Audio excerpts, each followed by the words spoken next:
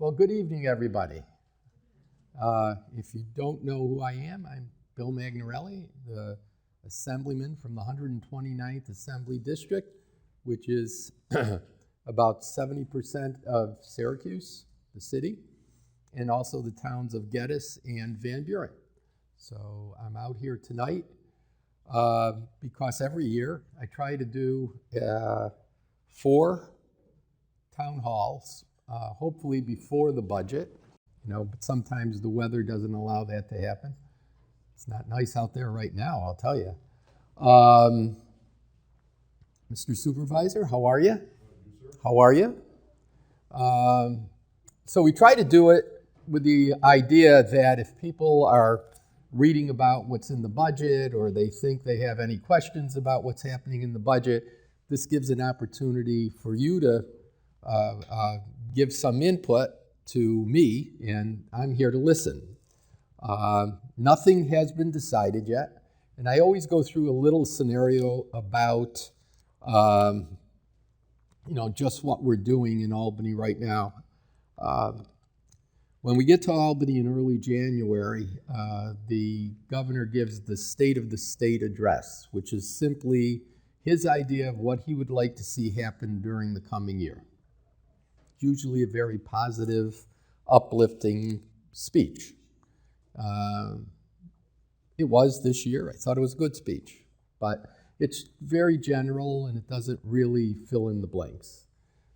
About a week or so later, he gives his budget address. Now that is a little better, but still doesn't fill in a lot of blanks, especially this year because there's a $4 to $6 billion deficit going into the budget season, and he's basically given a commission the responsibility to find how we're going to fill that gap, mostly out of the healthcare side of the budget. So, because that's where the gap is, to be honest with you, so with Medicaid. So we're waiting for that. We don't have any idea of what they're going to propose or how we're going to handle that. And but yeah, we're supposed to come up with our budget now at the same time. So we're working on it. So over the past 5 weeks, or not really, I'm sorry, about 3 or 4 weeks, every single day that we're in Albany, and we're in Albany longer in January and February than we were in the past because they've moved up the primaries. And so, and the petitioning, getting people on the ballot. So because that is happening, we're going to end our session a couple of weeks early in June, and because of that, the same number of days you have to be there to get the work done. So they've put more days on in January and February. So every day, we take part of what the governor has proposed. Like, for example, I'm the head of transportation. I'm the chair of transportation in the assembly. So I give a presentation on what the governor has in his budget for transportation. Somebody else does economic development, somebody else does health, somebody else does whatever, taxation, all of those things. So each part of the budget is taken up and discussed. And this is just the governor's budget, what he proposed. Over the next, we're in the middle of February. By the middle of March, we want to come up with our one-house budget, what we would like, what we agree with the governor on, what we disagree. The Senate is doing the same thing on their side, and they'll come up with what they like. So by the middle of March, you end up with basically 3 different documents. And that's where you get the so-called, we can't say 3 men in a room anymore because we have a Senate leader who is a woman. And so it's 3 people in the room. I hate that phrase. I just hate it because every day that they have meetings, they come back to their conferences and tell us what's going on. If we don't like it, we tell them. And they go back and they renegotiate those parts of the budget. The leaders can't do anything. The governor is the governor. I mean, he can do what he says is what he means. But the leaders of each house rely on their houses to stay in power. okay? So they can't just go in and say what they want. They have to convince their conferences that that's the right thing to do, and that's what happens. So for, those last 2 weeks when all the papers and the news is, 3 people in a room, they're deciding what's going to happen, they're leaving out the most important part as far as I'm concerned, because I'm part of it, and that is that every single day, sometimes 2 and 3 times a day, they're calling conferences. And what that means is they're calling the Democrats together in the Assembly and the Democrats together in the Senate right now, because they're the majorities, and they're talking over what's being negotiated. Hopefully by April 1st, all of this comes together in one budget where everybody agrees. And as a lawyer, I always said when you're in a negotiation and everybody walks away from the table a little bit unhappy, it probably is a pretty good deal, because there has to be compromise, there has to be some give and take, or we'd never get anywhere. You wouldn't get the budget on time. So since Governor Cuomo has been governor, we have had on-time budgets, basically. I mean, a couple of hours, a couple of times where we were a little bit late, but nothing that you could really speak of. So we've had on-time budgets. We haven't forced our municipalities or our school districts to go on with their budgets without knowing what we were doing. So I think that's been a big change, and I'm very happy that we're able to do that. But it's not without a lot of work and a lot of time and a lot of negotiations that happen. So that's what's happening in Albany. Now, the other thing that, before we go into the survey, or we can just go through the survey because it's in the survey, right? Okay. I know there's been, the big talk has been about the bail. Okay, so we will get into that, and I'll talk to anybody who has any questions about it. But why don't we just go through the survey and see what's there? Does anybody have any questions about the budget per se right now? We'd be happy to talk about it. Yes, sir. I noticed you said that the Assembly Democrats and Senate Democrats all get together. Yeah. Are there other parties involved in that, or just No. strictly Democrat? No, the caucus, everybody has their own caucus, their own conference. So the Republican Assembly members, they meet together, and the Republican senators meet together.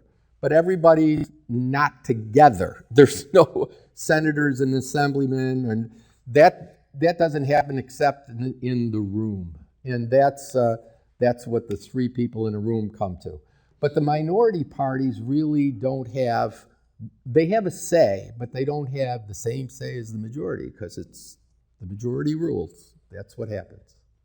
So they're not together in a room. They each have their own caucuses. So basically what's going on is you're just basically shutting out any other party that's not in the majority. Now, you're not shutting them out. Pretty much you are. That's what you're doing. No, that's what the floor is for. They get up and they say what they want to do on the floor. And there have been times, I've been there over 20 years, there have been times when they get up and they say something and they do sway people. So they're the loyal opposition. That's what they are, okay? But they don't make the policy from the get-go. What they have to do is come together and get up in their caucus and with their people and convince everybody else that they're wrong. That's what they have to do, okay? But that's what the floor of the legislature is all about. Yes? One more question. Yeah. Do you know if the CHIPS funding is going to stay intact? The CHIPS funding, except for the winter part of it, that $65 million that he cut out last year, he cut out this year again. If I have anything to say about it, it'll be back in. I do think we are going to get it back in, but okay? So it should be, unfortunately, flat. I'm looking for more, okay? All right. Any other? Yes, sir. One of the criticisms that's coming out on the budget is on the criminal justice reform, that other than the criminals and their advocates, the other players, the victims and the prosecutors and the investigators, did not believe they were consulted when it slipped into a budget. And I would urge the majority to seek out broad-based input.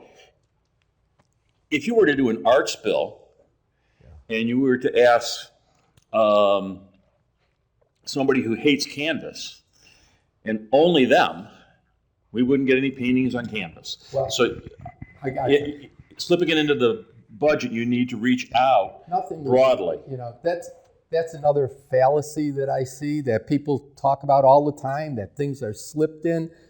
Sometimes something small, something that isn't a big policy change is done that way. You know, you don't even know it happened until it happens. But this wasn't slipped in. This was talked about for years. Years. Not just months or days, years. These reforms have been brought up. And as a matter of fact, while the Republicans were in control of the Senate, they would not let these bills come out. So it's a total fallacy that prosecutors, DAs, and didn't know anything about these things. And the second part of this is this, okay?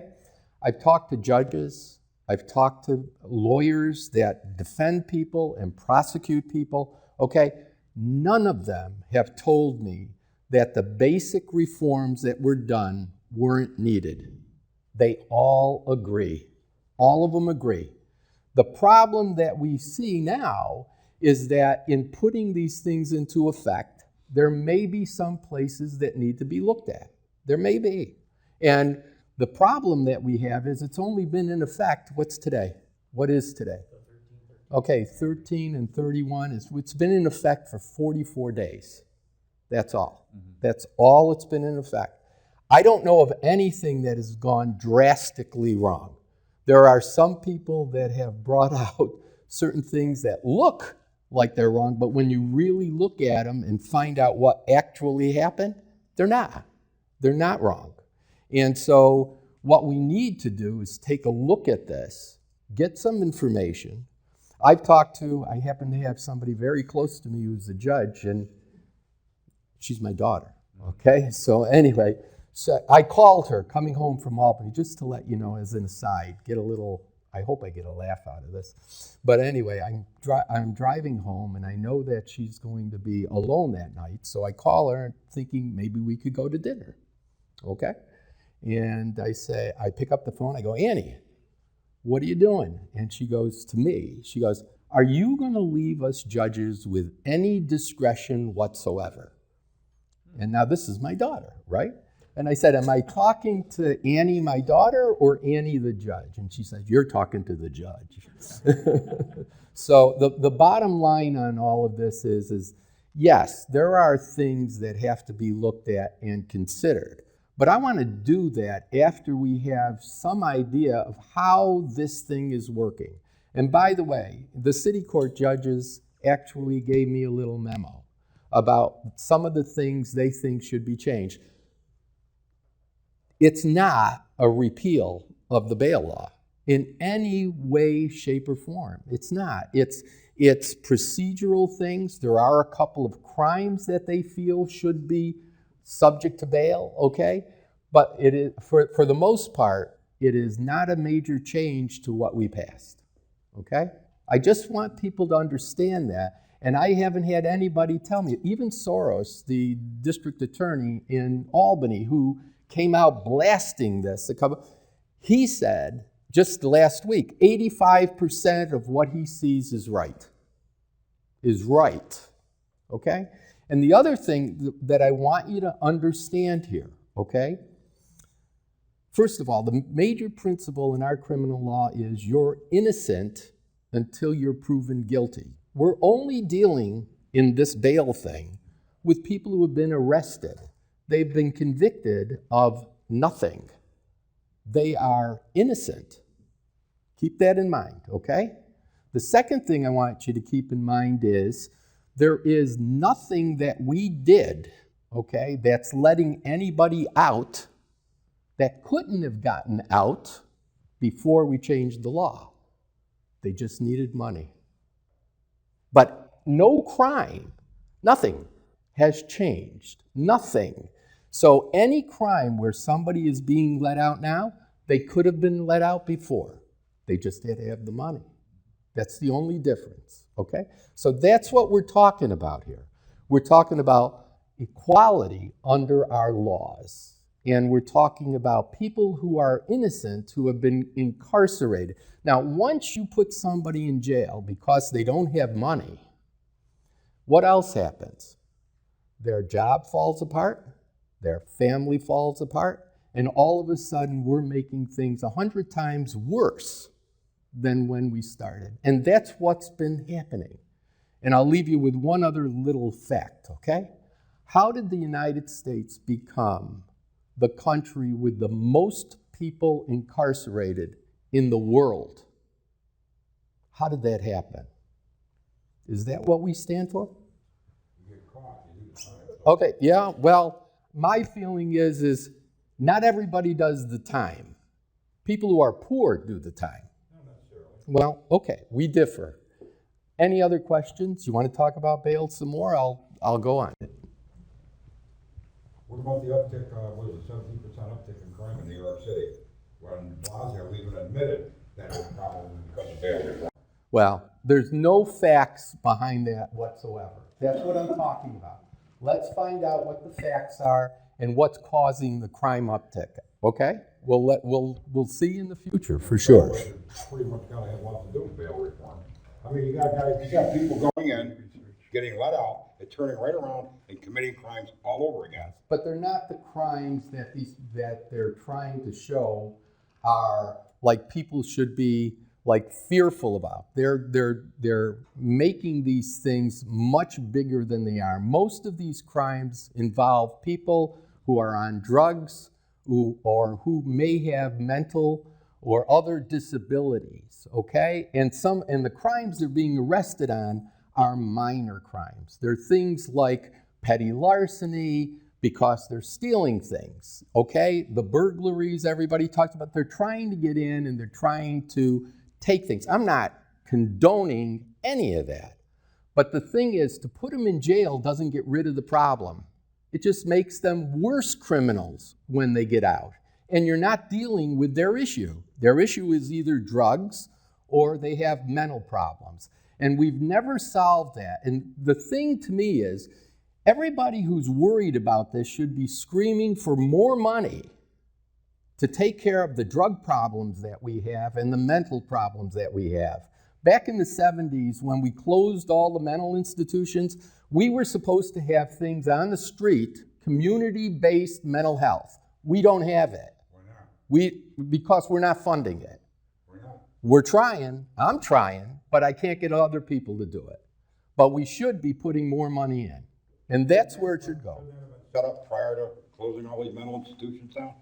Well, Shouldn't that funding already go been talk to should have been whoever there? was in charge back in the 70s. I was still in school. Thank God, that I was wasn't. long enough for me to still be in school. Anyway, all right, let's go on to somebody else. Yes, ma'am. Well, I was just interested in whether you would be looking at other states and what they've done. I think New Jersey seems to be the name that they're Yeah. giving out there with some of how they gave a little bit more discretion to their judges. Yeah. Because ultimately, I think the important thing to get out there is you do want to reduce that jail complex, that whole industry, Right. the massive jail Right. industry. Well, we're looking at New Jersey. I mean, we're looking at all of them, okay? And you've got to understand that New York never gave, supposedly, discretion to judges. The only thing they were supposed to hold people on was if they were going to flee. They weren't going to come back. That was the only thing they were supposed to look at, but it has evolved into detention, okay, for other reasons. That's never what New York was, never. So to do that would be a complete change in our laws. That would be the change, okay? All right.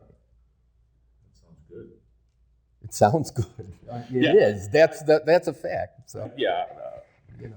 I understand the argument against bail, and I happen to agree with it. I think you shouldn't be able to get, if I was a billionaire, I shouldn't be able to buy my way out of jail. And you, as a poor man, go to jail. You go to jail. You're in a bad place to negotiate because you're in jail. Right. I'm in a good place because I'm still going to the, executive suite kind of thing. Right. And So you're I'm talking to your in lawyers favor and of. you're talking to your, whoever else can help you. Yeah. Whereas everybody else is just in jail. They're not getting out. They're not talking to anybody. Okay. Look, I agree with one thing. This is not an easy thing to talk about. And I know that people are, the one thing I want people to understand is we're not doing anything to put the public in harm's way, okay? What I think we need to do is bolster some of the other things that we haven't been doing.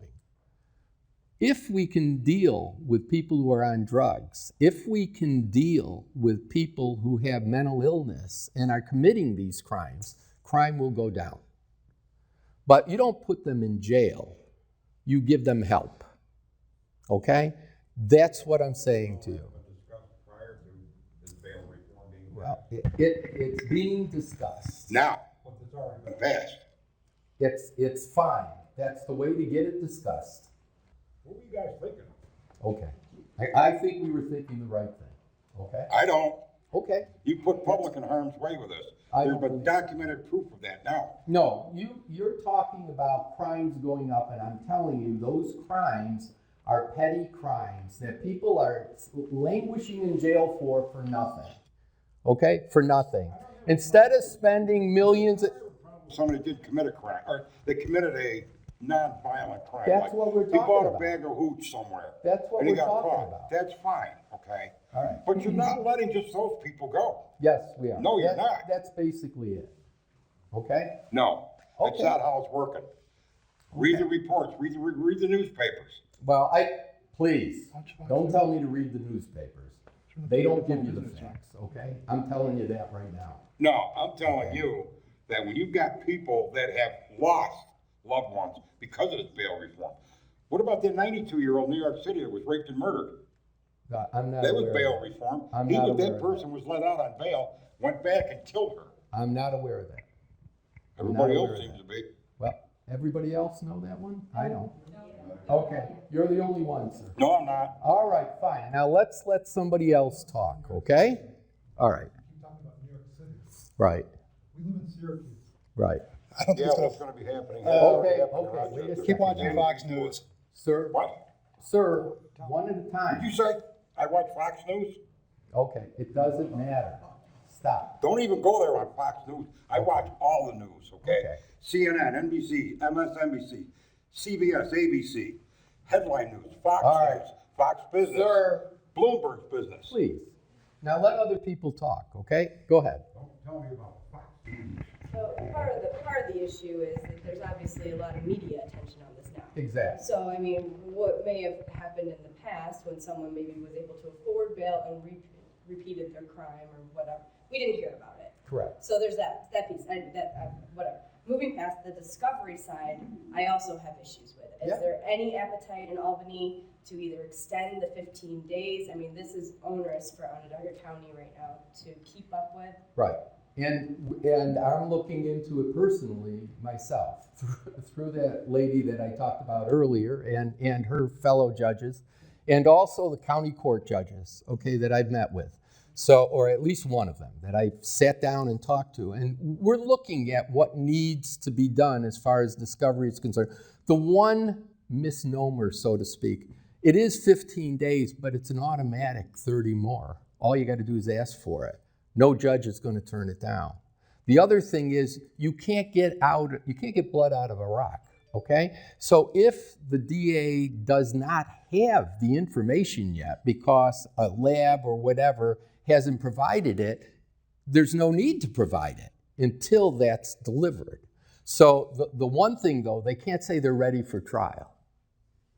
Okay? They can't say they're ready for trial. So now the defendants are at least being given the information the DA has so that they can put a defense together. That's all that is. On that too, the disclosing of first responders' names and addresses, home addresses. I'm not quite sure how that's going to work. They And carved out police officers and, Yeah. and law enforcement, but they did not carve out first responders. Okay. I'm a local paramedic, and I respond to a scene. Yeah. You know, the defendant and their attorney now knows my home address. I just Yeah. think that that's not necessary. Right. So there's little tweaks that I think would go a long way to just Right. improving. And I think those are the things that we're going to start getting in.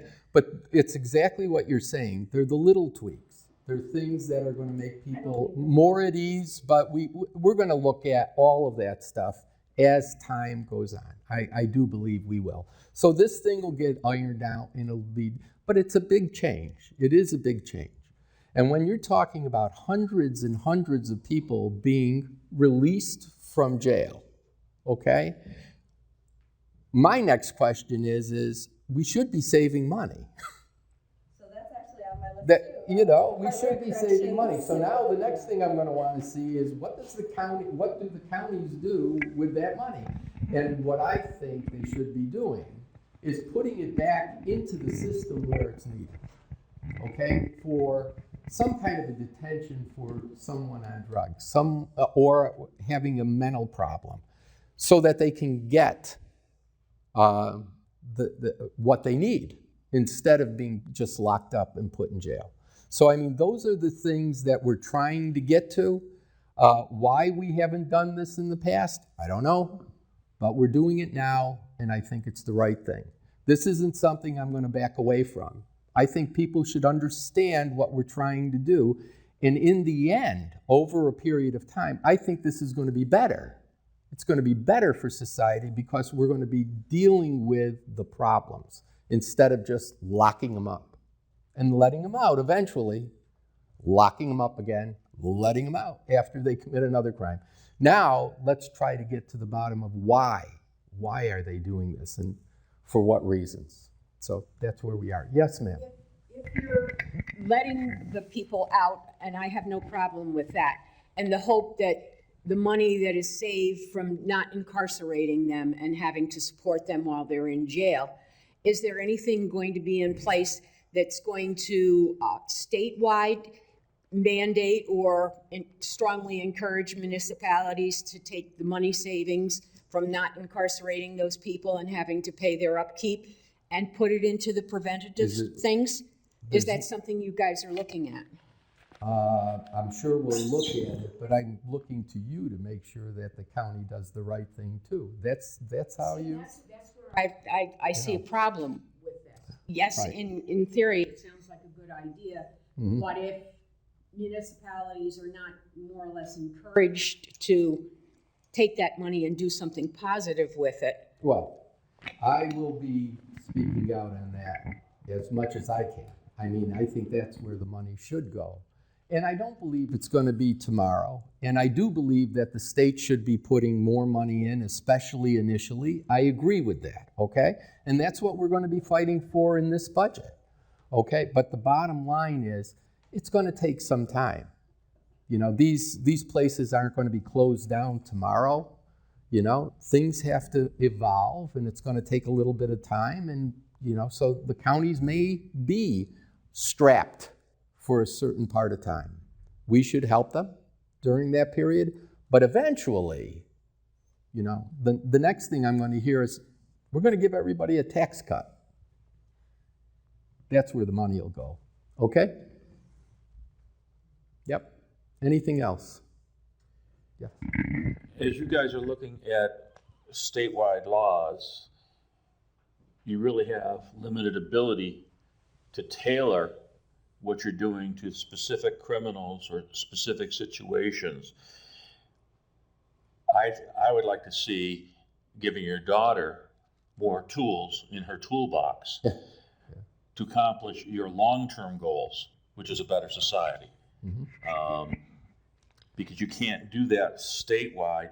You really have to look at each individual situation. Well, And that's where I would like to be seeing, not just empowering your daughter, but judges, seems to me, where we should be putting more discretion in terms of community safety and returning to face your charges, which I did not know we didn't do at all before, and still don't. Don't do what? give the judges the ability to hold They people. weren't supposed to. They weren't supposed They to. were detaining, They were but they doing, weren't- using bail as their Right. only tool in their toolbox. That's right. You know, there's a little bit of I agree with you, okay, but I think we're talking on parallel lines and not coming together. What I don't agree with is the discretion to put them in jail. They should have discretion to put them in diversionary programs like drug rehab or mental health, you know, that type of stuff. So that, now, that doesn't mean they're not going to serve their time for the crime they committed, all right? But at least between the time they're arrested and the time they're convicted, they're at least given a chance to, number one, take care of themselves, and hopefully somebody might see what they really need versus just locking them up forever over and over again. Yes? This is just truly a question. Yeah. So a person is arrested on charges, they are allowed, they're not yet, they haven't faced their charges, so they're released on bail, or not bail, I'm honestly not a little They're confused. just released on Okay, their so own they're released. recognizance, All right. yes. What would happen if they are arrested again for similar offenses before they've even faced trial for their initial offenses? So like they've been, what happens if they're arrested multiple times in a row? Okay. I think what happens is, well, first of all, it depends on the crime. Okay. If they commit a violent felony, they go to jail. Okay, Okay? If it's another minor crime, they're going to be let out again. Okay? But again, they got to come back. And if they don't, then there's a warrant for their arrest. And, you know, and on and on. And that's what, sooner or later, they're going to end up in jail. Okay? The question is sooner or later. Okay? And I get that. And that's what people are concerned about. So how about the matter of speedier trials? Is there any discussion at all in criminal justice reform about providing a speedier trial so that someone can be prosecuted? I think that's always been the goal, and I think discovery revolves around providing for a speedier trial so that both sides know what the facts are. This is what we have, and, you know, the district attorney is saying he should go to, or she should go to jail for X number of days or years or whatever, and the defense says, no, we have a defense to this, and that's where our peers come into play. That's what the jury's all about. So I think the bottom line is the discovery portion of this, and try, you know, the day limitations that they're putting on and getting the stuff out, not letting the district attorney's office or the prosecutor's office dilly-dally, and I'm not saying they did this on purpose, but from what I'm hearing is because there was no push from the district attorney's office to move the discovery along from labs and this and that, well, it goes down the road. Well, we're not in a hurry for this. We're not. In the meantime, somebody sitting in jail may not have done it. Okay? Now, this is going, now the district attorneys are saying, you got to get me this in 15 days or in 45 days. I got to have this. So now it's going down, that's pushing that stuff up. That's basically what they're trying to do with discovery. Okay?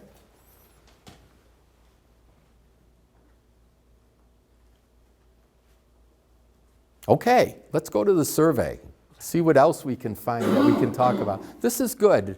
You know, and I wish there were more people here. I really do. I mean, we need to talk about these things and understand why. What's the reason for all of this, okay? The vast majority of crimes that we're talking about are petty crimes. They're petty crimes, being convicted by people, they know who they are. They're over and over and over again. We got to get to the bottom of why they're doing that. Okay, survey. Survey says, number one, New York State currently faces about a $6.1 billion Medicaid shortfall. 2020 budget, would you support raising taxes on millionaires to help close this gap? You know, this was too easy a question, right? Was that too easy a question or not? Not for the millionaires. Not for the That was hard to- millionaires, hard I to- know. Hard for Good them. for my state, where it's good for. Anyway, anybody have any comments? I can tell you, what's the answers? Where are they? By the way, these aren't answers. This is what we have so far, okay? District-wide, 73% said yes. They would support raising taxes on millionaires to help close the gap. 25% said no. Syracuse, it was 76%. Gaddis was 73%. Van Buren was 66%. So they like millionaires in Gaddis a little bit more, I guess. That's all. Or they don't like taxes. That's the thing. But anyway, that's what's been coming back to me on this one. Does anybody have any comments on that? Just hoping it's gonna come with some cuts to expenses in Medicaid and not just look to raise revenue. It's not, obviously, I think you'd be hard pressed to oppose. And what cuts would you suggest? Well, I've been suggesting this to you for 7 years now. I would Okay. love to have seen a 0.5% or a 1% across the board, just, or a reduction in the menu of services. I mean, these are things that people have been just saying for years, and it just seems that we do have the most lucrative Medicaid in the country, and we're paying for it, and now we're paying for it even more. And I just would have liked to have seen a reining in on the expenses.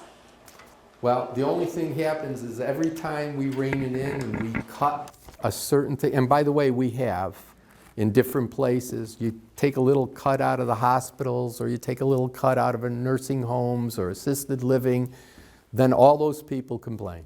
No, I know, but that's expecting you're never gonna get 100% on anything. No, but I mean, the it question just- is, do we want to take care of those people, or do we not want to take care of those people? And I think, again, the majority of people are telling me they do. So it's hard, but, these things have to be paid for. You can't have a system that takes care of the elderly, takes care of the disabled, and make sure they're well taken care of, okay? And still, keep costs down. The costs keep going up. They do. So, but I hear what you're saying, and who knows, that might be what the commission says. Just across the board, we're going to cut it. And that's going to be difficult. You're going to hear a lot of people very unhappy with that decision, but it could be what we end up with. It's either, because you're right, we either have to cut or raise taxes or do a little of both. But those are the three choices. There aren't any more. Anybody else? I don't want to cut this off if somebody has something to say. Okay. Do you support a proposal to legalize marijuana for recreational use? Anybody? So we have a no. What else do we have? I say no. I have personal experience that marijuana is a gateway drug. Because within my house, my stepson died of a heroin overdose because it started with marijuana and that's Just went up.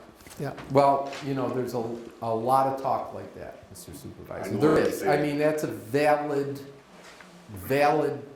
place to be on this thing. And as chair of the Committee on Transportation, I'm worried on how the heck are we going to know when they're driving under the influence. This is a tough call too. I know there's protocols out there, but it's not like just taking a breathalyzer. It's different. So we've got problems with that. Let me just give you the overall, and then, sir, we'll go right to you. District-wide, 47% said yes, 51% said no, okay, for legalizing marijuana, basically. In Syracuse, 49% said yes, 48% said no. In Gaddis, 42, 56. In Van Buren, 44, 55. So, overall, it's slightly to the no part of this, but when you look at it, it's right down the middle.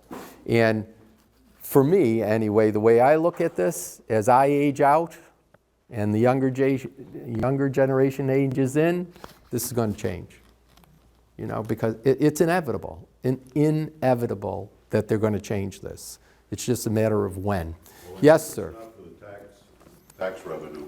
It's not for the tax revenue, because most of this money is going to end up going right back into trying to take care of the drug problems that are going to be created, and the DWI or DUI problems we're going to have, and training personnel to detect that. And I don't see us making a whole bunch of money off of this. I don't. The state of Colorado wishes they hadn't done it now. In some respects.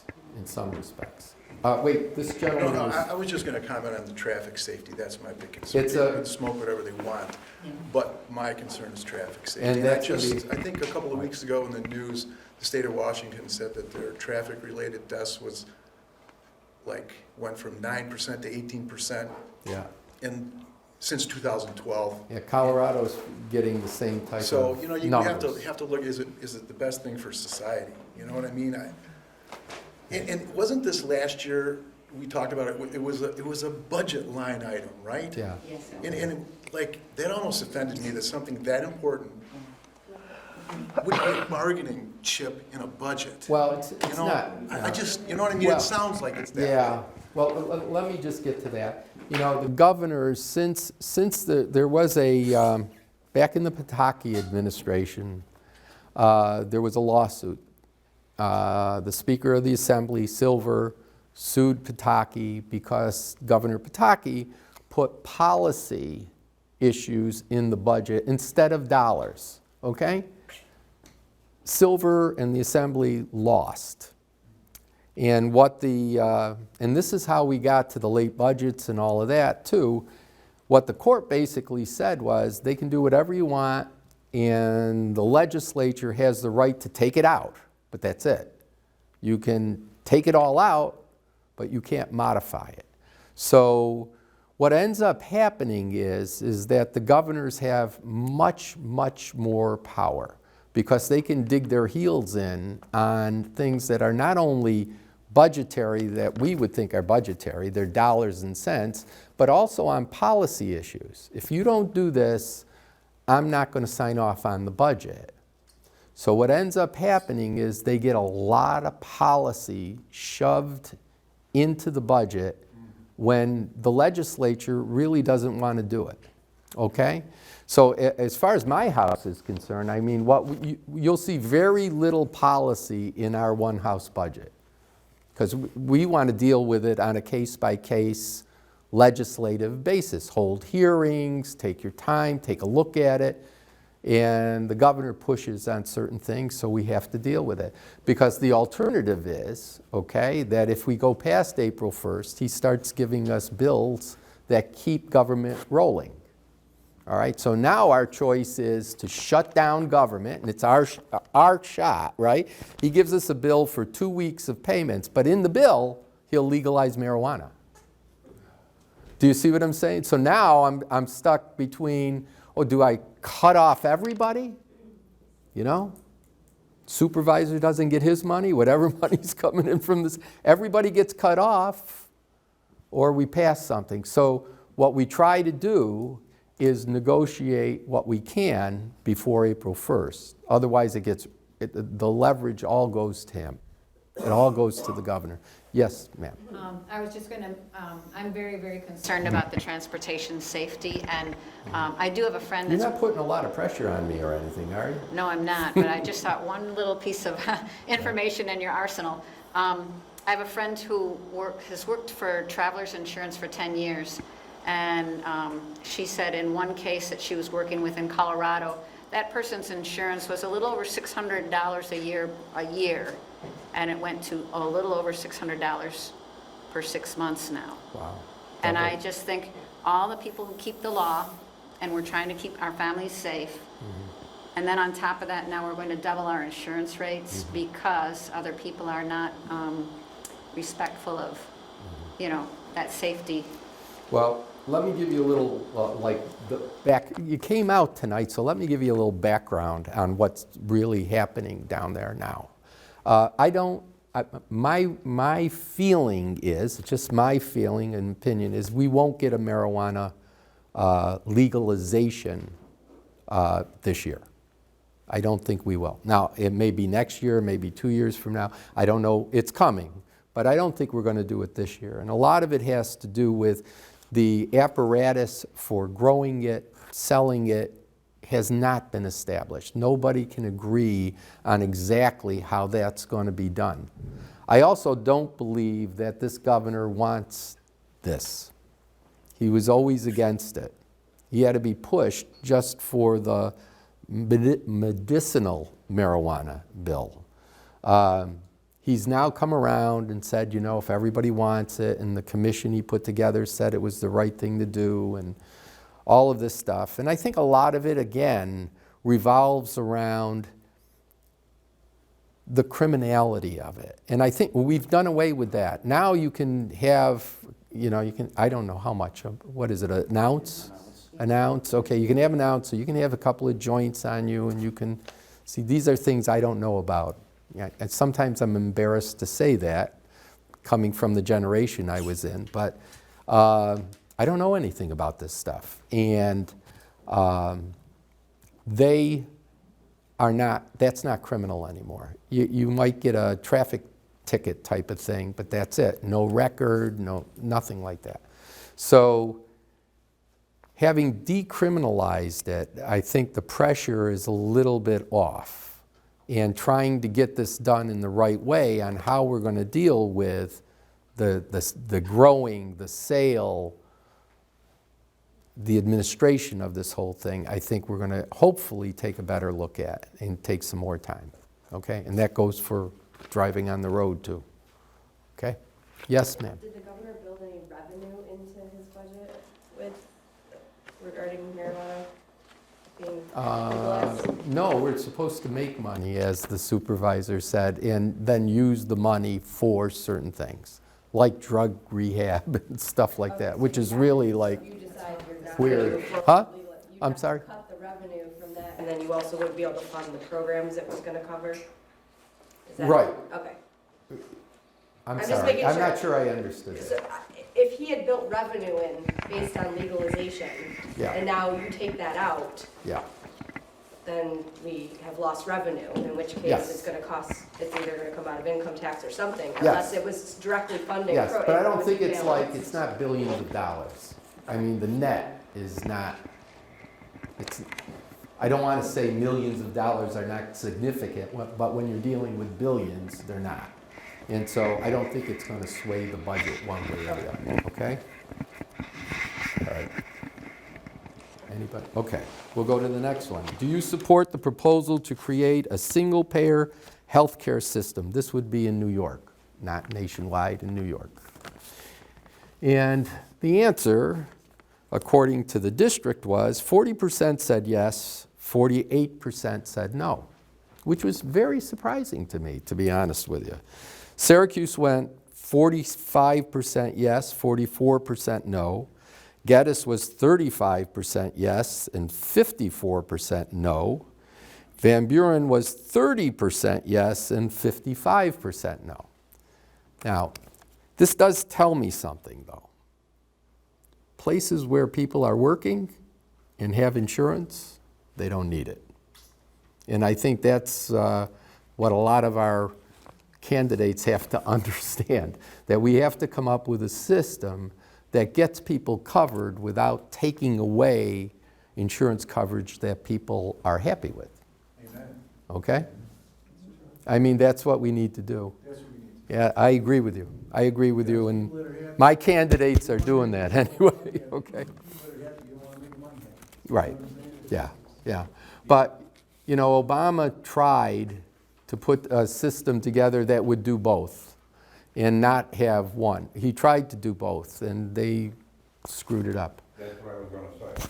Yeah. We have a single payer for people who need it. Right, People that have their own insurance, leave them alone. right. The problem is, when you get into single payer, it's government run. Yeah. And then you got the government outreach, and that's the scary part about it. That's why a lot of people say no. They don't want government health care. Well, I think Government-run health care. Well, you know, the government-run healthcare that we have is the most efficient. It has the least amount of administrative dollars being used, okay? And so, you know, that kind of flies in the face of what the facts are. But on the other hand, People don't want to be told where to go, what doctor to see, those types of things, which could happen in a single-payer system. So, okay, so this is still up for discussion. Do I think this is going to pass this year? No. Okay, so. Well, to be honest with you, I've been on the bill to create a single-payer health system, but the reason why I'm on the bill is to get this discussion going. What I want to see is every single person in New York State covered by insurance. Nobody should be without medical coverage. And nobody, I don't care who they are, they're living in New York State, they should be covered, because anything else is just a drain on us. That's what we don't understand.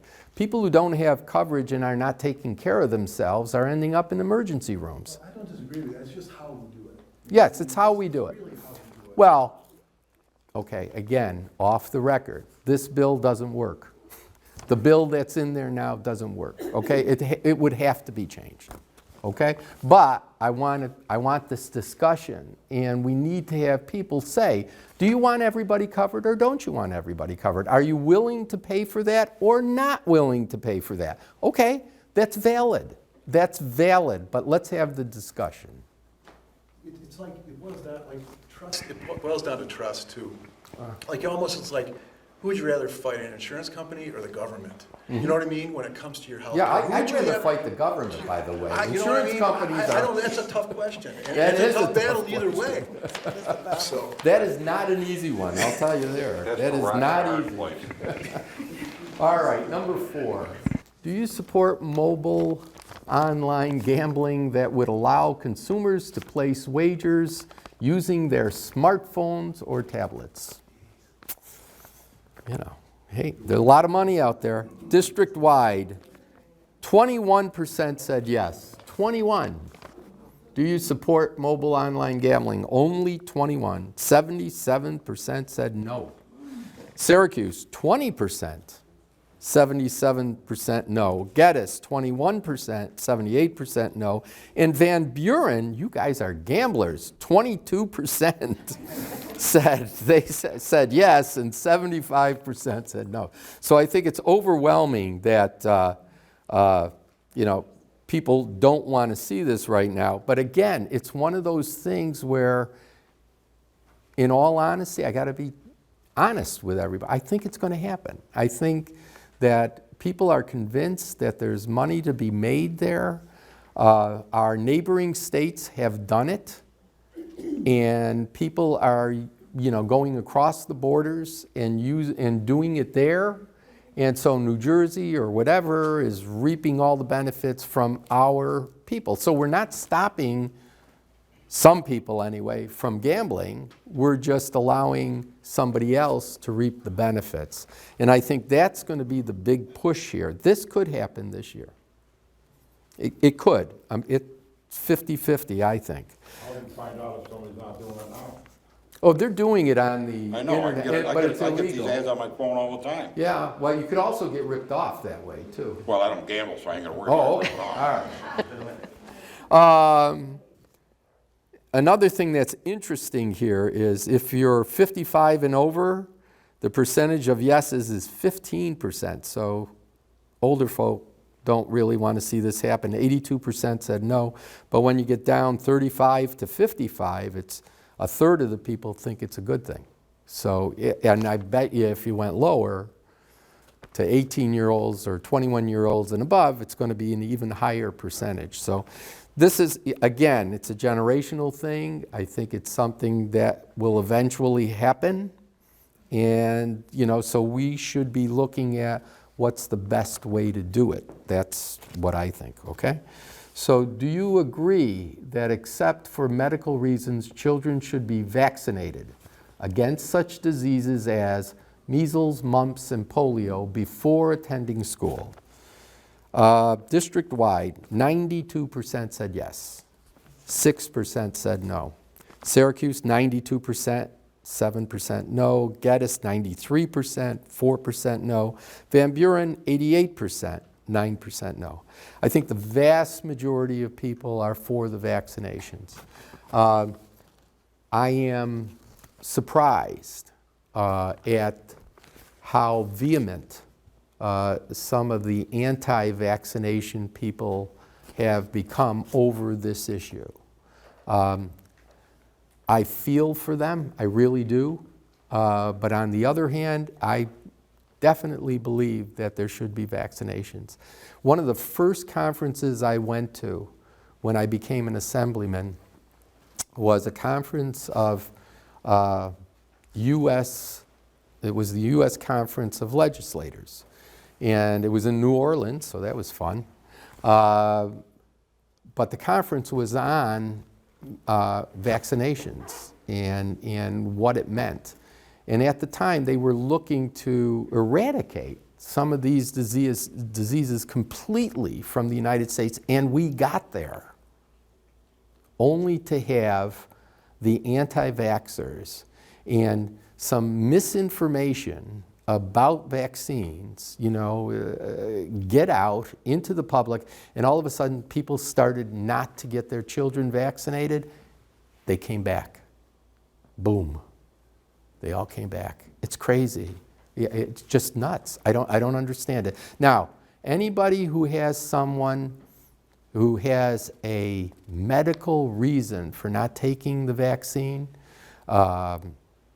their immune system is compromised, they're allergic to different things, those should remain. Because we don't have to have 100% vaccinated. We want to get to a certain percentage. Yes, ma'am. What is your position on the bills currently coming up for debate on the floor regarding mandating the HPV shot and flu vaccines for K-12 students? No, different, totally different, totally different. What is your position? My position is no. Okay. I wouldn't vote for those. Okay. Okay? And again, those aren't things that we're dealing with like these. They're just totally different, okay? All right, so they're not the same type of disease, okay? And so we can't do it. Would I advocate for people getting them? From what I've read, I would say yes. You should really look into getting those vaccinations. I take a flu virus vaccination every year. I mean, I do it automatically. Personal choice that should remain under the parents' supervision. The parents need to be able to make those decisions for their children. I'm thinking of the safety of the public, and it's a totally different situation. Okay, they're not apples and apples. So no, I know, for but whatever these reason, bills are currently yeah, on the floor. yeah, they've been introduced. Well, And I can tell you right now, Amy Paulin's not pushing those bills. They're not going to come for a vote. Okay, that's what she told me, I don't know, a few weeks ago. Because I asked her about that. I said, are we going to have to vote on these things? Because I'm not going to vote for it. So, and she told me, no, they're not coming up for a vote. They shouldn't be this year anyway. Okay? And I've been trying to tell people that, and nobody's listening, so. Anyway, that doesn't mean they're not there. They're still there. They're still there. as long as they're there, they're going to be a significant concern to parents. Yeah, and I understand. Okay? 6A, let's talk about that. Criminal justice reform, two-part question. Oh, we did this. Bail reform legislation was recently signed by the governor to create an equal process for pretrial detention not based on one's ability to pay or income. Do you believe this reform creates a fairer system of determining bail? Yes or no? District-wide, it was very close. Yes, 47, no, 46. In Syracuse, 52-41. Gaddis, 38-55. Van Buren, 40-54. So, do you believe this reform creates a fairer system? It's 50-50. A little bit to yes, but I would say no difference here. The B part. The controversy surrounding this bail reform law are the crimes considered violent and eligible for bail. Would you support amending the law to add additional crimes to the list eligible for bail? And on this one, District-wide, 51% said yes, 40% no. In Syracuse, it was 51-39. Geddes, 53-39. Van Buren, 54-39. So again, relatively close, but looking for us to take another look at the law is basically what they're saying. And I don't think anybody has said we're against that. I just think it takes a little bit of time to see what's happening out there, and then let's take a look at it. And I think that's being done as we speak, okay? So I want people to know we're not just saying, no, we're not going to do anything. All right, number 7. Do you support a ban on single-use styrofoam containers? Boy, we hit a good one. I saw in the paper, it was all over the place this week, right? The answer from the survey was district-wide, 73% yes. Okay, that they were in favor of the ban. To be honest with you, I was a little bit surprised. I'm happy, but I'm surprised that so many people were in favor of banning styrofoam. Syracuse, 75% 22, Geddes, 72-25, Van Buren, 68-24. You know, I got a little pushback when I go into Wegmans about the plastic bag ban that's going to go into effect March 1st. Be ready, okay? So I thought maybe people would be upset at this ban, you know, as well.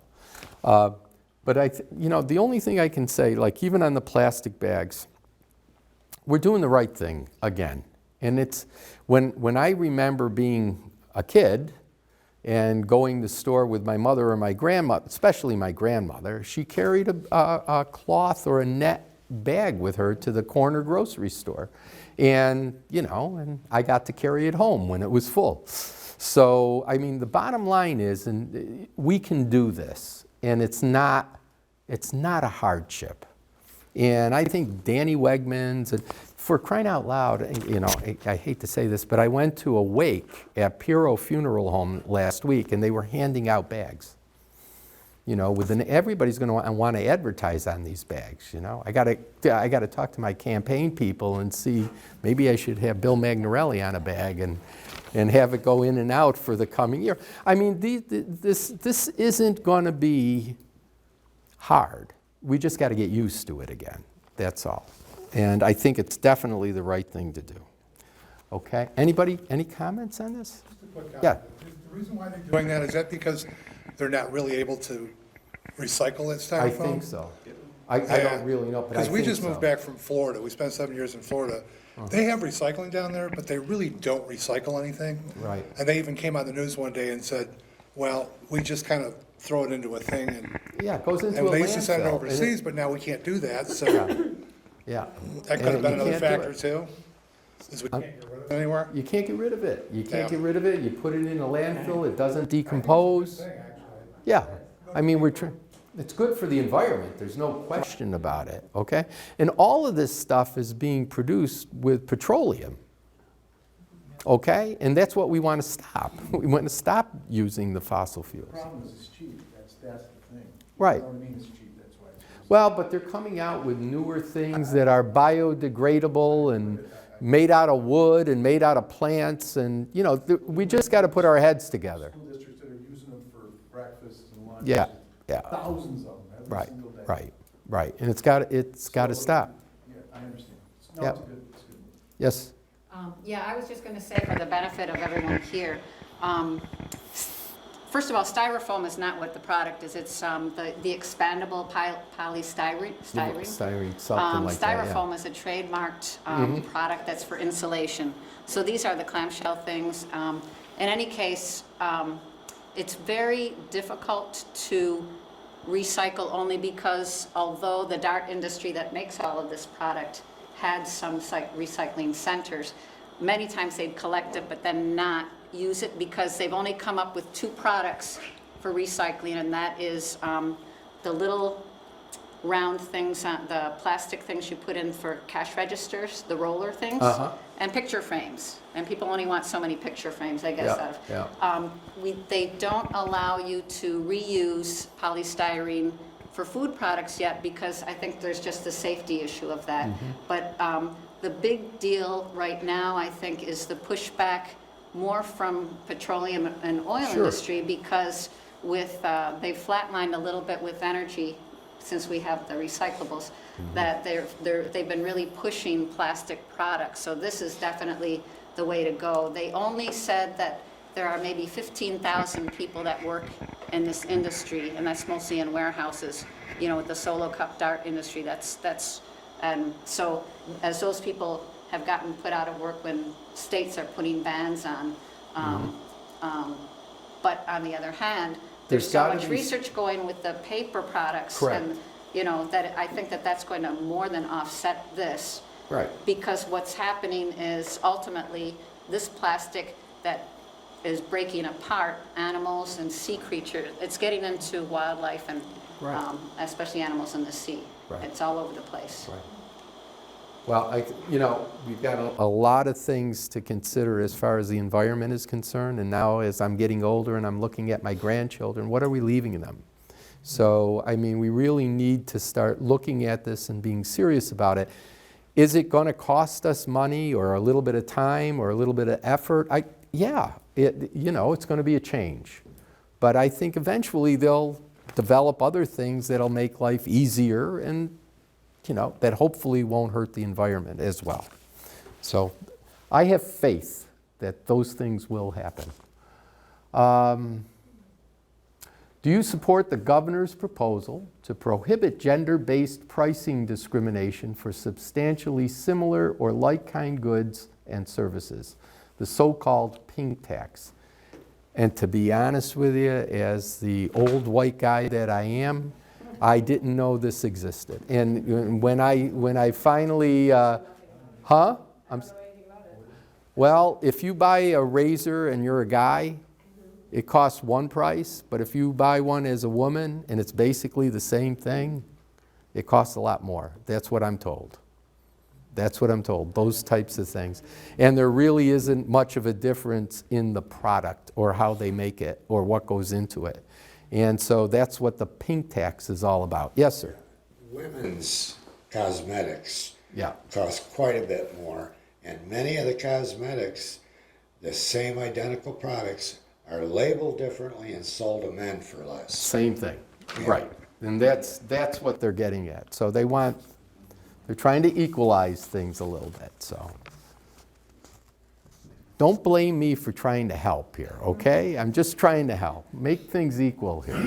Anyway, let's, district-wide, 72% were in favor of this. In Syracuse, 75%. In Geddes, 73%. And in Van Buren, 62%, because you guys like spending more money, I guess. I don't know. Anyway, all right. Any other comments on the pink tax? I think that's it. So far, just to let you know what we try to do, okay? We sent this out basically district-wide, right? Yes. So that's thousands of surveys that went out. The surveys we've received to date, and we'll keep getting them for the next few weeks, but we got over 1,100 surveys back. It's a pretty good cross-section. And most of them from Syracuse, but that's most of my district. Geddes and Van Buren also putting in. We get most of the surveys from people who are over 55, over half, okay? They take the time to fill them out. And if you're wondering why the percentages may not add up to 100% for a specific category, as many survey respondents left certain questions blank. They did not complete all of the questions. So that's why sometimes the percentages are a little bit different, okay? Other than that, was there another one? That's it. So that was the survey for this year. Yes, sir? I have a question. Sure. Concerning the survey results, Yeah. do you have any mathematical breakdowns in the different parts of your district as to how many were mail-in returns on the surveys and how many were online? What do you think, John? Just you inputting, like I would say 3/4? the majority, I want to say about 70% have been mailed back in. About 30% have been email. In years past, it was like a 90% majority mailed in. But as we've made this available online more and more people feel comfortable returning them online, that number has increased, the amount of online surveys coming in. So where it was once 10%, I'd say now it's about 30%, close to a third do it online. But still a far 2/3 majority still mail those surveys into us. So it's just over the years, as computers, as technology, as more people have gotten comfortable with it, they've been more comfortable filling it out online. We've made the website more accessible so people can find it easier, and it's increased the numbers of online surveys. So. Okay. Yeah, that didn't answer. Well, we don't have an exact number. I mean, we could get it. Exact number. I could find that He out. could probably do it, but I don't have it for you I do have the tonight. physical boxes from each town. That's what I was. And I haven't done a count of online versus I see. specifically. I could do that later on, and that's something that maybe Dan and we can do once the survey's over. We can count, and that's a good idea. We'll count our online totals versus our mail-in totals, and that's something we can kind of track. That would seem to say something about the people that live, for instance, in Van Buren, as opposed to the city of Syracuse. Okay. And I would say a majority of the online surveys do come from the city, whereas Geddes and Van Buren, the far majority still, if you broke it down, would to send in a mail-in survey. Yes, ma'am. Make an observation. I do everything I possibly can online. However, the paper survey is still sitting on my desk because I didn't realize I could do it online actually until this evening. It might be on there that there's a link It to is tell on me, there. It but is. I missed seeing Okay. that. All So right. perhaps So we in gotta the make it design bigger. of it, All right. highlight the fact that it can be done online.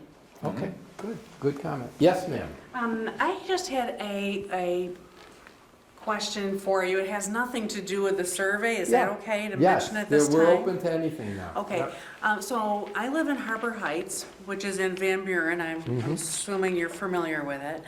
And for many years, I've lived there for 15 years, and there's been a steady growth of housing, a lot of people moving in, lots and lots and lots of traffic coming off of 690, trying to turn onto Route 31 to go home.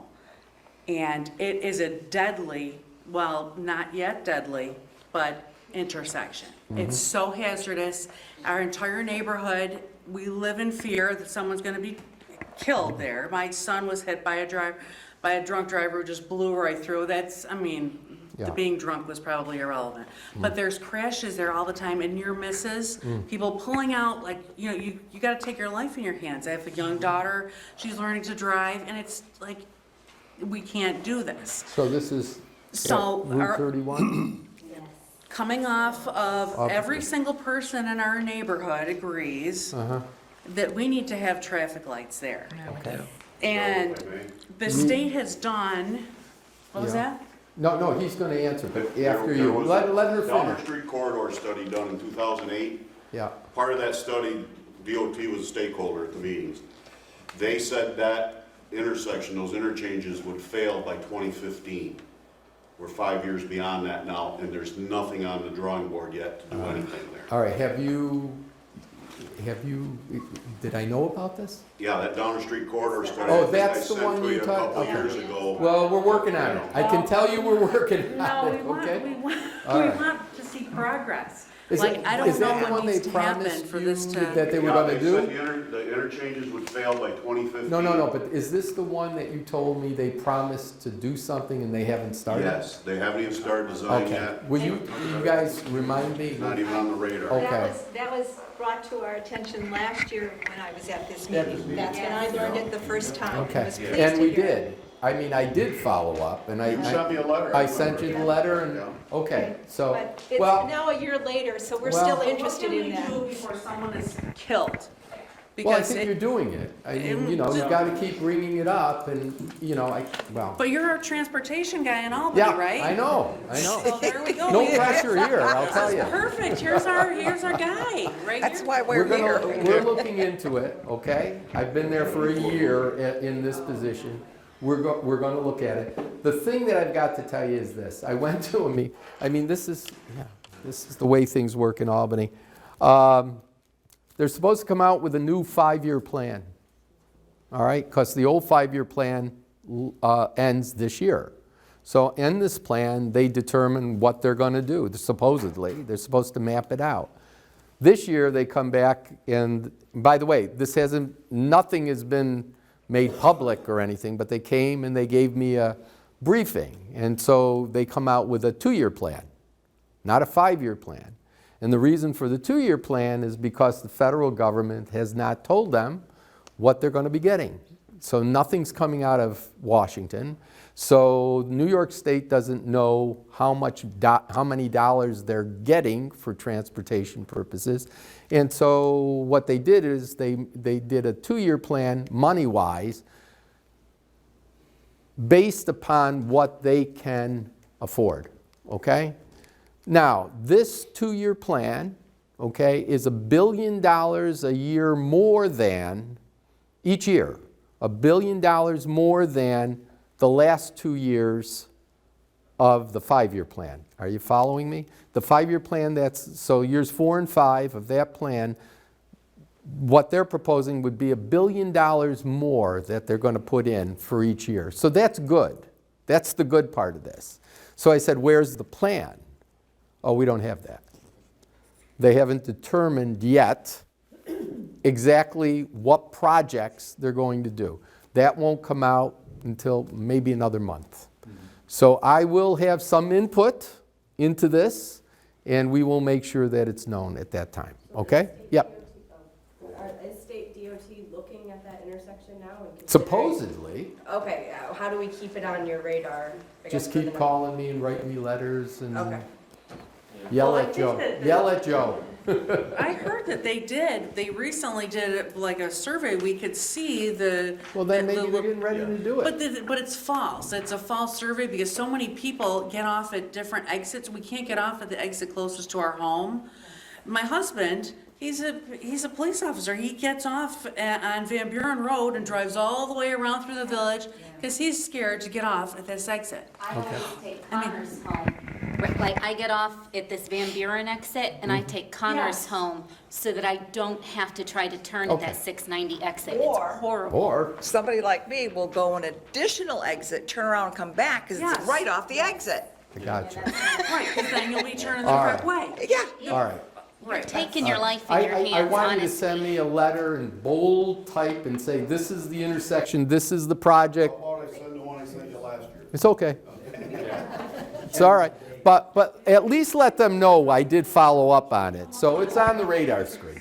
Yeah. I think We were it's, kind of surprised because we've left for 7 years, lived in Central Florida, which the traffic there is Crazy. Yeah, this is nothing coming back here. But we were surprised that it wasn't done yet at that exit. Yeah. I mean, we just come We're out and go, shocked. they still don't Okay. have a light here? That was the first thing we said All when we right. got And you're out. looking for a light. Just a traffic light. Should be a traffic light there. Just a traffic light. Huh? There's gotta be some controls put on the interchange, there's no question. Four-way stops are not gonna work. No. No. When you say controls, you're talking lights? Traffic light.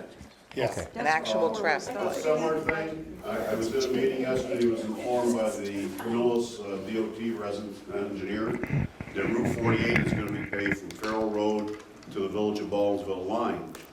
However, they did not include within the Village of Baldwinsville the Four Corners, which is the worst section of Route 48 by far.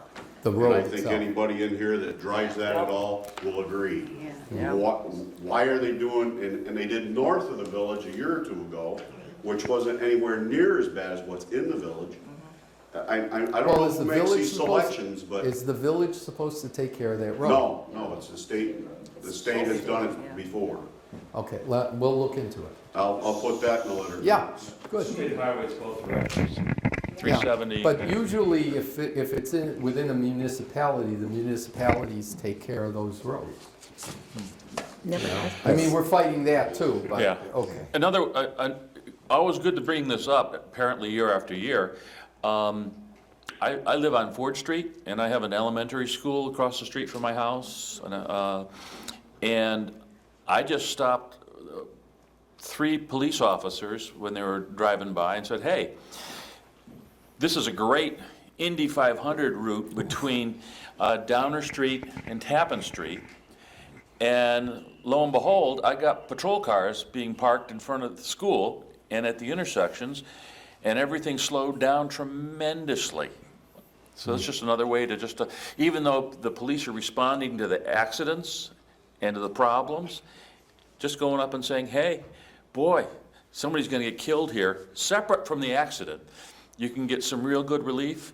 And then the sheriff that, whose wife works at the school likes to stop by, and he parks right in front of my house. And so I always go out and thank him for being in the neighborhood, although now I know it's just convenient to see his wife. But it's also nice for safety in my neighborhood, just to get better service. And it's just with a compliment, a thank you, and just But we're all going to forget about his relationship with the secretary. We're not going to talk about that, because then people will start speeding by your house. That's his wife. Okay. So. All right. Any other questions? Yes, ma'am.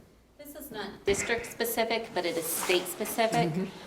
There is a significant issue right now for CDL drivers. They're required by law to have an up-to-date medical certificate. That is something that needs to be renewed every 1 to 2 years. However, the processing of those certificates has not been handled in a timely fashion. What's CDL again? CDL, Commercial Driver's License. Okay. We are a U.S. mail contracting company. We've been hauling mail since 1983. We have 60 employees, and our drivers send in their certificates, and it's supposed to be handled within 10 days, 15, 20, 30 days. And if these certificates expire, our drivers are not legally allowed to drive. Their livelihood depends upon it. Our business depends Right. upon it. And this goes to the DMV? No, unfortunately, it doesn't. It goes to the medical certification unit, and they handle it completely Of what, separate. the health department? No, it's the DMV medical certification unit, but you can't go to the DMV to get this handled. You can't. No, Like, but it's DMV. It's technically DMV, but you can't handle it at the Can DMV. you send me a I letter? have it right here. Give it to me and we'll Okay, look into thank it you. directly. Federally mandated program. Okay, we will look into it. Thank you. But, well, we have a lot of,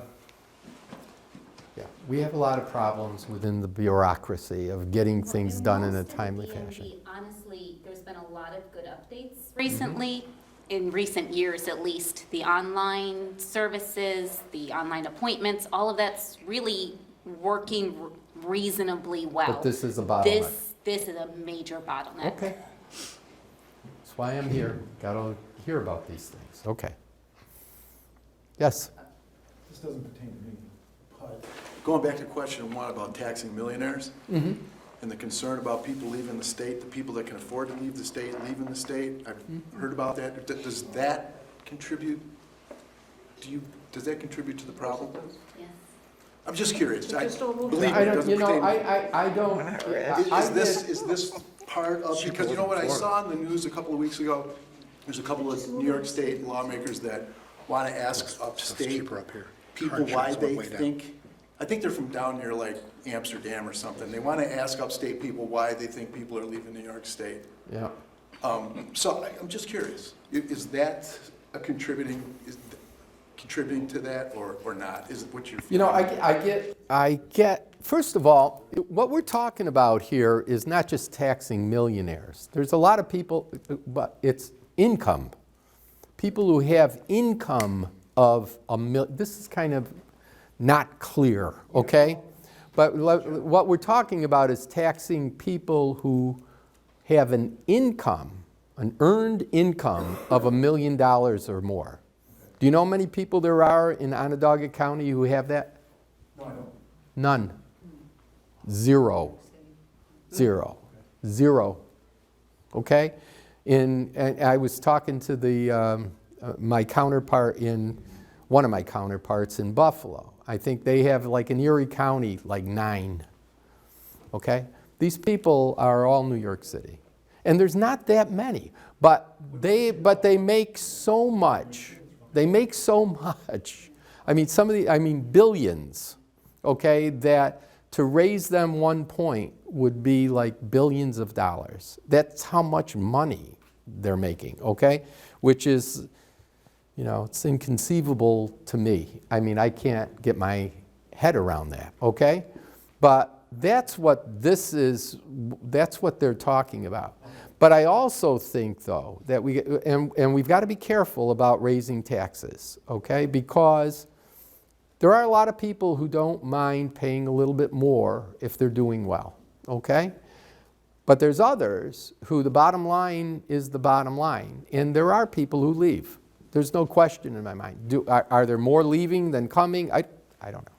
I mean, I get reports going both ways on these things. But definitely, I know people who have, you know, when people acquire wealth, okay, the first thing they do is buy someplace in a warm climate so that they can, not the first thing, but a lot of people go out and buy someplace in Florida or the Carolinas or whatever just to get out of February. You know, it doesn't take them much to change their residency so they don't pay taxes here. You know, they just got to be out of the state for over half a year, you know, and change their license and their registration, and they're done. I mean, basically they're done. And they don't sell their house here, you know, but they wouldn't have to pay income tax. Still pay property tax, but that's it. What? What are you gesturing at us for? Well, No, I'm just kidding. No, I'm just talking about taxes, that's all. You still get your property taxes, but that's it. And really, I think and property taxes are high in New York State. There's no question about it. So we are trying to keep those taxes down, but at the same time, people are clamoring for benefits that they want. So that's the problem that we have. We have an aging population, which means there are more things to take care of. There are more people needing medical help, nursing home help. Those things are expensive. And one of the areas that, once we get done with the budget, that I plan on looking into a great deal more is, you know, the costs of everything in the medical field. It's just crazy, crazy. Pharmaceuticals, crazy. Yeah, I mean, the numbers are nuts, just crazy. And, you know, why our people are paying these kinds of prices for things makes no sense to me. None. I don't understand that at all. I don't. So we're going to take a good look at it. Yes, ma'am. And we have been taking a good look at it. You just get a lot of runaround. Yeah, number one is the question that I'm struggling to respond to. And so maybe you can help me. Raising taxes on the millionaires, with that, what are we talking about? You know, their wages, you know, income, their wages. Not property. Right. So then if they can establish residency in another place so easily, then how feasible? Because there's a lot of them that pay it. They want to be residents of New York, believe it or not. I mean, when you get down to New York City and Manhattan, I mean, people are there because they want to be there. They want to be New York City residents. That's where the action is. In their mind, whatever. They're making right. money there too. Yeah, and so there are a lot of them that stay there, that do, and you know, and for to their, you know, there's many a billionaire that we've seen on television saying, "Tax me more." You know, so I mean, I guess, you know, when you're that wealthy, what difference does it make? You know, so. But they do. So there are. And what we're talking about in New York City is wealth beyond what I can even conceive. I mean, it's really wealthy, okay? So, one more time. Go ahead. Okay, I'm gonna probably set a few people off on this, but what about these people getting driver's licenses that aren't residents of the state, the city, or even the country? Better known as the illegal aliens. Isn't that involving motor voter registration too? No, it has nothing to do with voting. Nothing to do with voting. But they're registering. But they can't go. No, they can't vote. They can't vote. It's got nothing to do with voting. Nothing to do with voting. What it does do, though, is make them take a test, make them have insurance, and hopefully drive a little bit safer on the roads that they're driving on anyway. Okay, so that was the reason for it, but nobody wants to hear that reason. Okay, but it's got nothing to do with voting. They don't vote. They can't vote, period. They can't vote. But they're registered. No, absolutely not. They're not registered to vote. They're not registered to vote, Not getting benefits period. either. Okay? They're not. They don't register them to vote. No. Not right when they get their license, but once they get that driver's license, they can register. No, they're getting a specific license that says they're not a resident. Resident of New York State. No, not at all. Not true. Not true. It's a different license. It's a different license, is that what you're saying? It's a different Yes. license. Yeah. It's a different license? Yes. Okay. Yeah. It's just so that they can drive the roads, and they have to take a test, and they have to have insurance, and you Yeah, know who okay, they that's are. fine, okay, I What's- agree with that. what's wrong with that? You don't have to be a resident to get a driver's license in this. That's right. But the problem I've got with this is, once they get that license, number one, they're not even a citizen of this country. They entered this country illegally, Okay. okay? We're getting into a whole different ballgame, and I can agree with you to a certain degree, but on the other hand, all I'm thinking about is making sure that the people who are using our roads have a valid license to do so, have taken the tests, and have the insurance on their cars so that they can drive our roads. That's what that was all about, okay? That's all that was all about. That's all that's about. There's no voter registration involved in it. None. Zero. Okay? And that is it. We're after 8 o'clock. Thank you very much. Very good.